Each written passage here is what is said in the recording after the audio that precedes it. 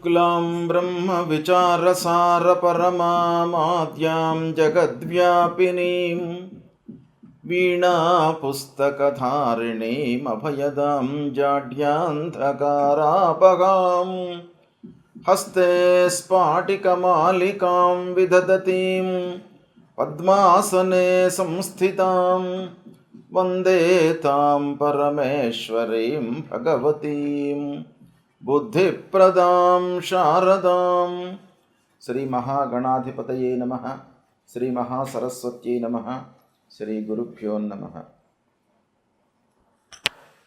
2025వ సంవత్సరానికి స్వాగతం. ప్రేక్షకులకు,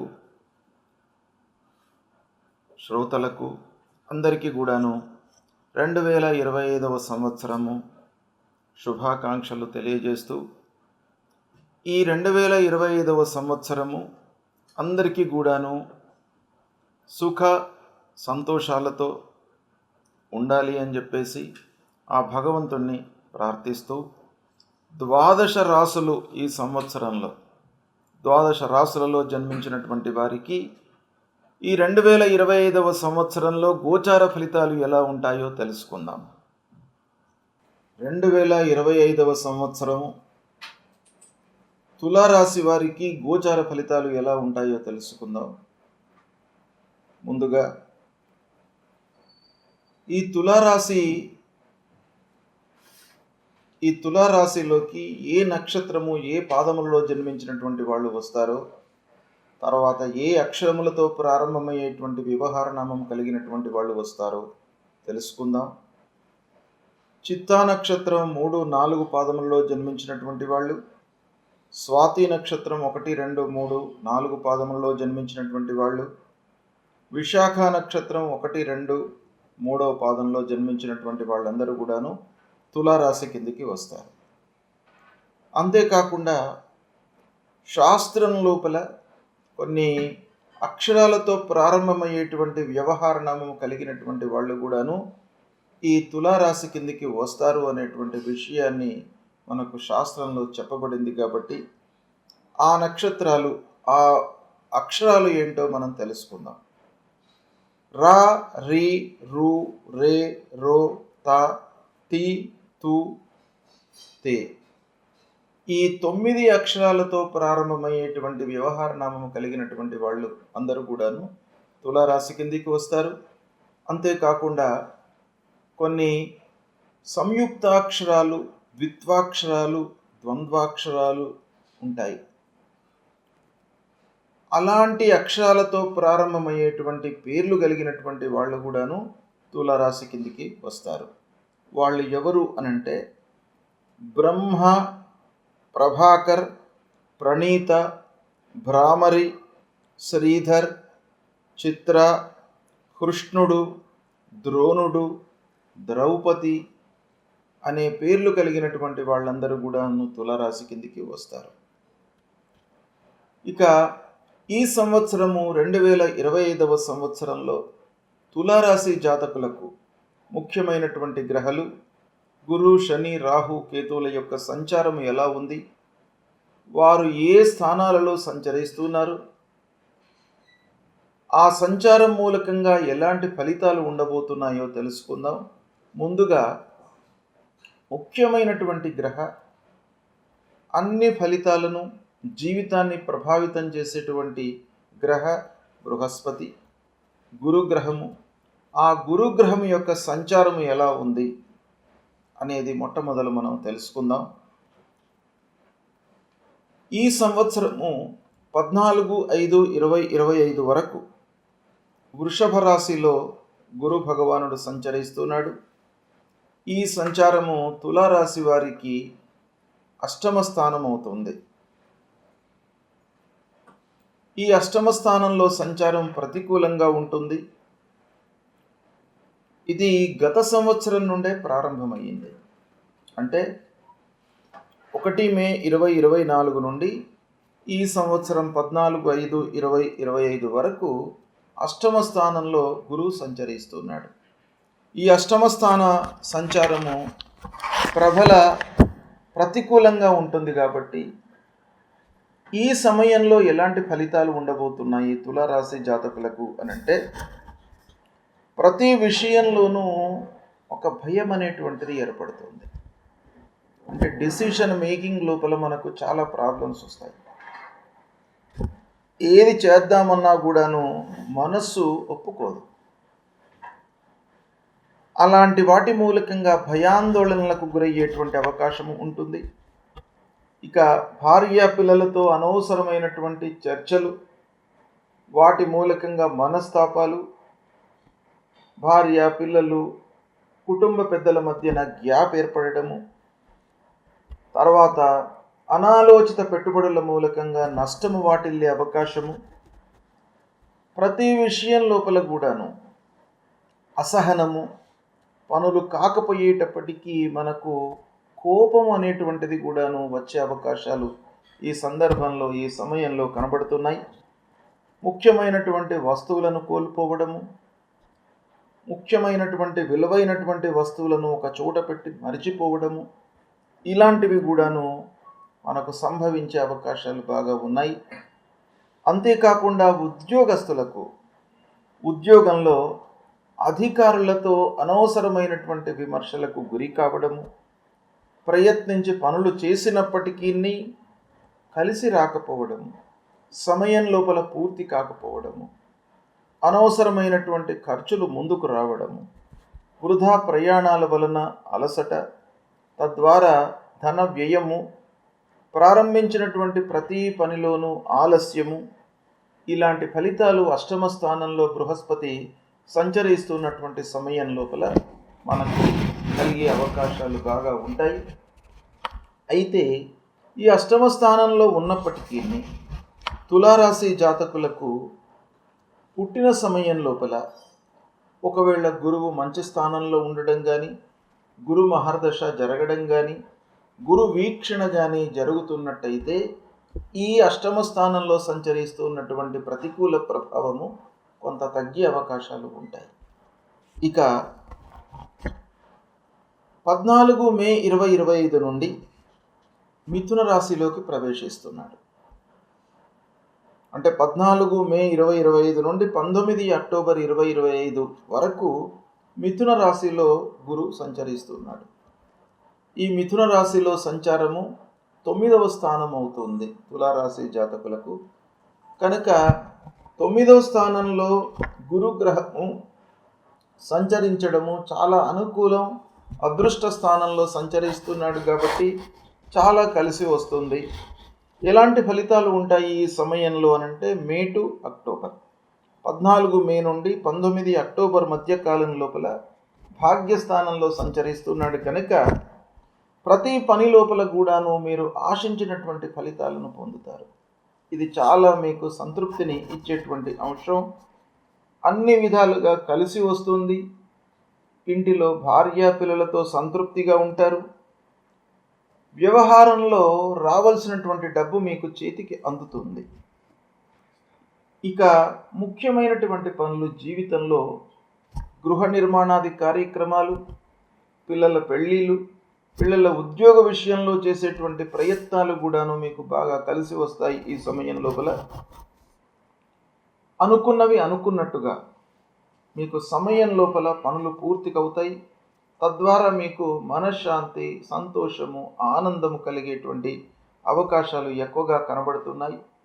అంతేకాకుండా తల్లిదండ్రుల వలన మీకు బాగా కలిసి వస్తుంది.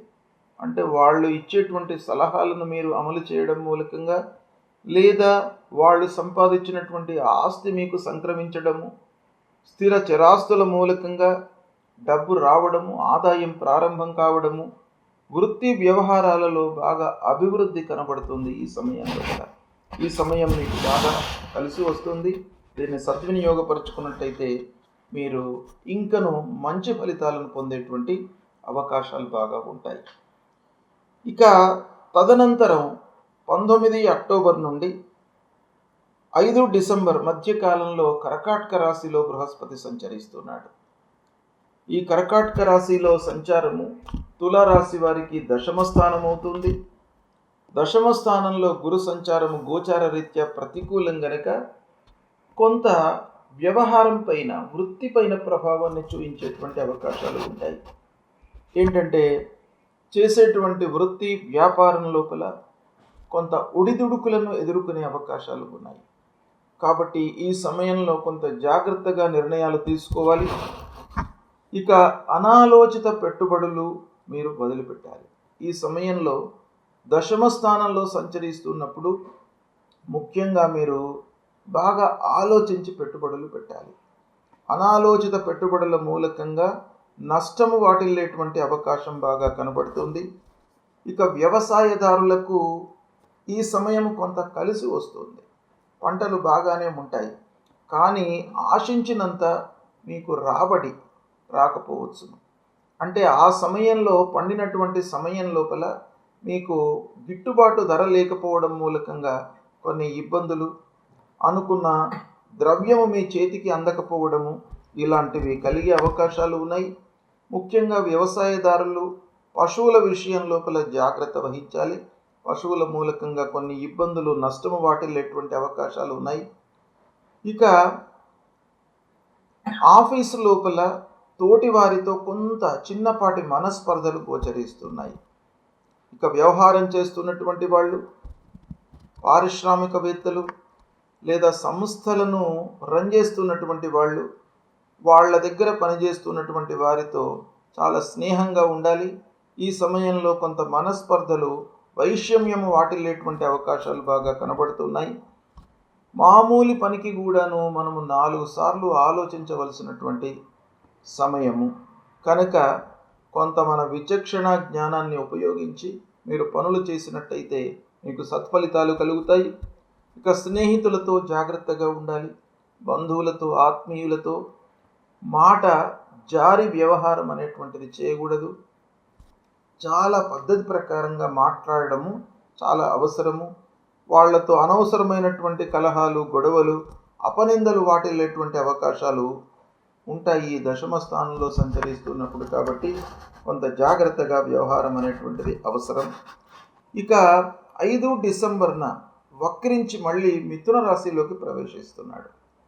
అంటే 5 డిసెంబర్ నుండి 1 జూన్ 2026 వరకు కూడాను మిథున రాశిలో వక్రరీత్యా సంచరిస్తున్నాడు. కాబట్టి మళ్ళీ మిథున రాశిలో వక్రరీత్యా సంచరించడము తులారాశి వారికి బాగా కలిసి వస్తుంది. 9వ స్థానం సంచారం బాగా ఉంటుంది. కాబట్టి ఇంతకు ముందు మీకు చెప్పినట్టుగా ఏదైతే మనకు 14 మే నుండి 19 అక్టోబర్ వరకు కూడాను మిథున రాశిలో సంచరిస్తూ 9వ స్థానంలో ఉంటున్నాడు. కాబట్టి అలాంటి ఫలితాలే ఈ సమయం లోపల కూడాను మనకు బాగా కలిసి వస్తాయి. అంటే ఓవరాల్గా 5 డిసెంబర్ నుంచి మళ్ళీ 1/6/2026 వరకు కూడాను మీకు భాగ్యస్థానంలో సంచరిస్తున్నాడు. ఇది అనుకూలమైనటువంటి సంచారం. ఈ విధంగా గురువు యొక్క సంచారము దాదాపు మీకు తులారాశి వారికి మే 14 తర్వాత బాగా ఉంది. కాబట్టి దాన్ని మీరు ఉపయోగించుకున్నట్టయితే, కొంత ఆలోచించి వ్యవహారాలు చేసినట్టయితే మీకు చాలా సత్ఫలితాలు కలుగుతాయి.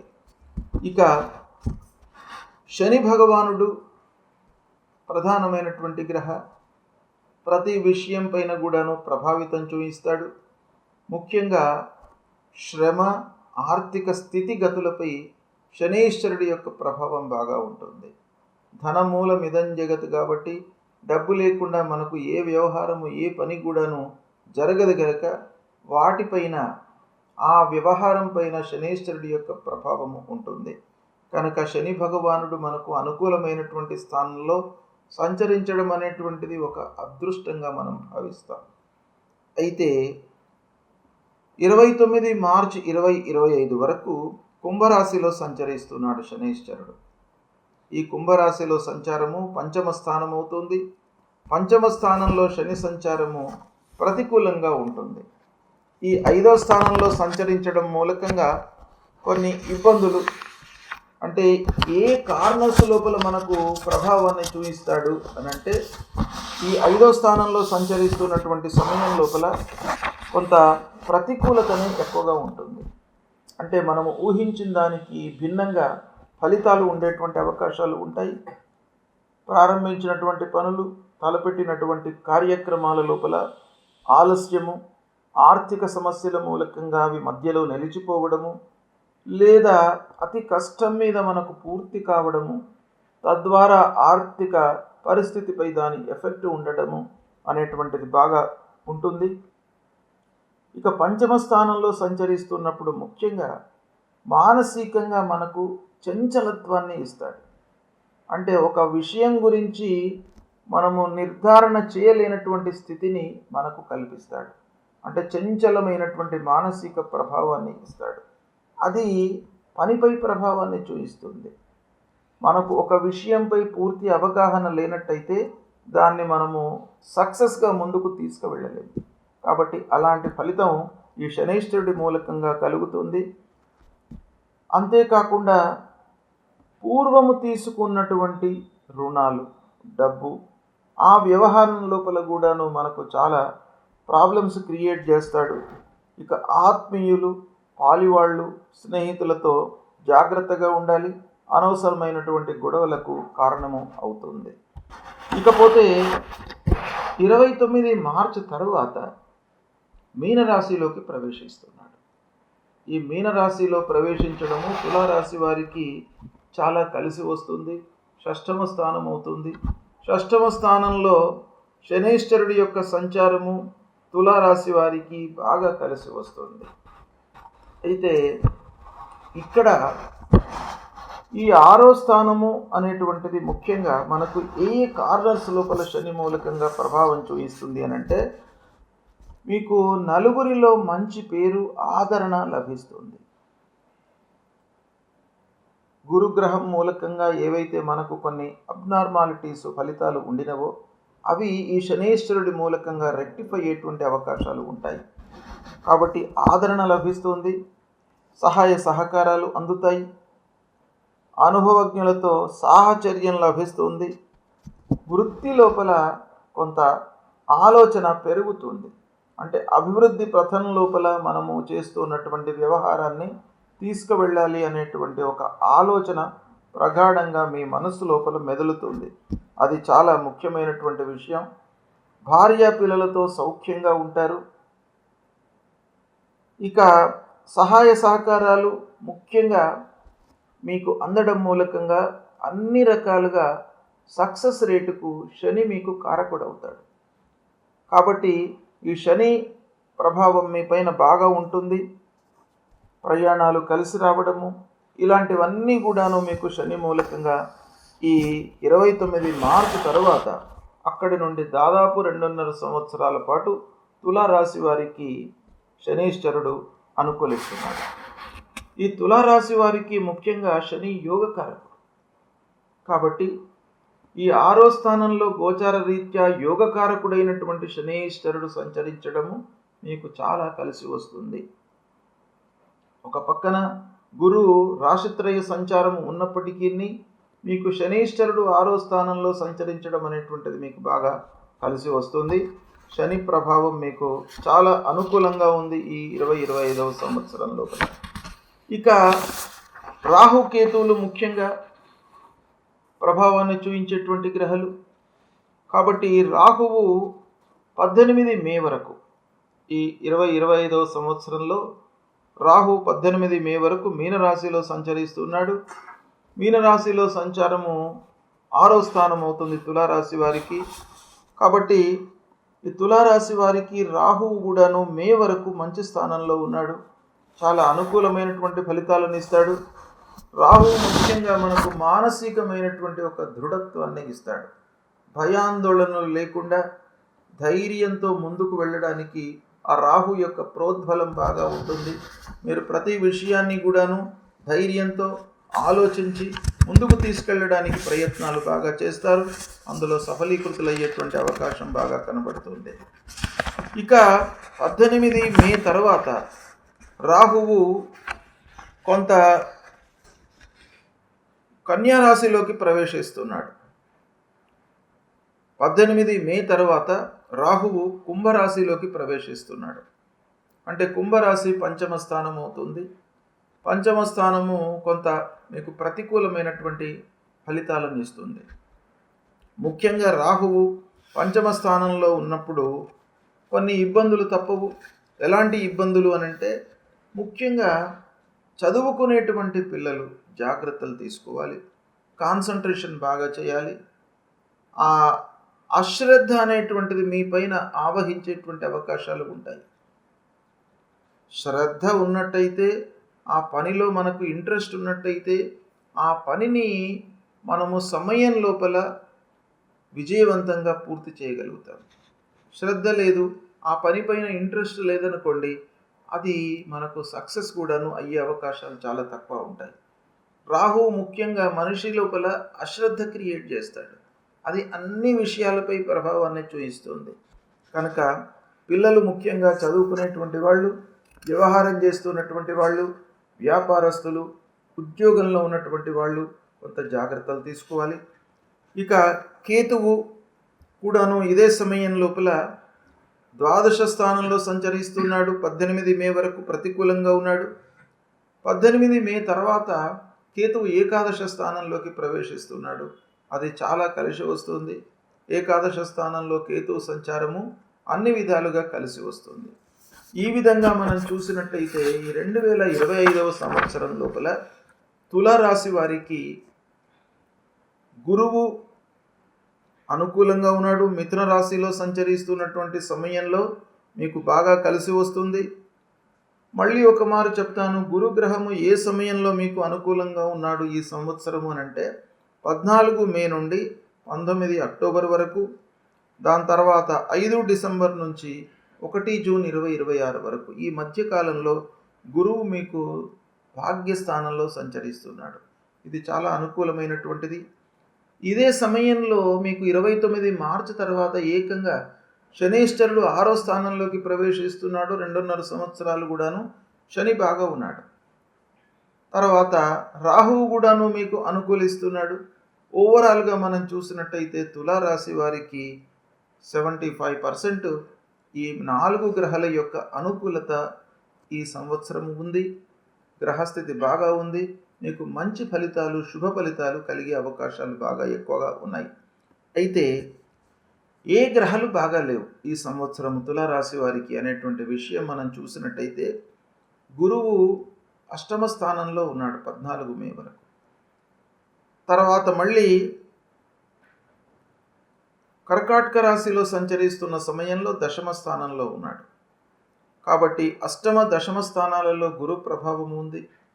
గురు బాగా లేడు కనుక గురు విషయమై మీరు పరిహారాలు చేసుకోండి. గురువు విషయమై మీరు ఏం చేయాలి? మొట్టమొదలు గురువుకు సంబంధించినటువంటి మూలమంత్రాన్ని ప్రతినిత్యం కూడాను పారాయణం చేసుకోండి, చదువుకోండి. దక్షిణామూర్తి స్తోత్ర పారాయణం చేయండి. దత్తాత్రేయ స్వామి దేవాలయానికి వెళ్ళండి. ఈ విధంగా చేసినట్టయితే మీకు గురుగ్రహము యొక్క అనుగ్రహం లభిస్తుంది. తల్లిదండ్రులను సేవించండి, సద్గురువులను సందర్శించుకోండి. ఈ 8వ స్థానంలో 14 మే వరకు ఉన్నాడు కాబట్టి 8వ స్థానము కొంత ఇబ్బంది పెడుతుంది తులారాశి వారికి. ఆ సమయంలో ఒక పక్కన మార్చి వరకు శని కూడాను ప్రతికూలంగా ఉన్నాడు కనుక ముఖ్యంగా ఈ ఉగాది వరకు ఈ 2 ప్రధానమైనటువంటి గ్రహాలు ప్రతికూలంగా ఉన్నాయి కనుక తులారాశి వాళ్ళు తప్పకుండా శనీశ్వరుడి విషయం లోపల కూడాను పరిహారాలు చేసుకోండి. నవగ్రహ స్తోత్ర పారాయణం చేయండి.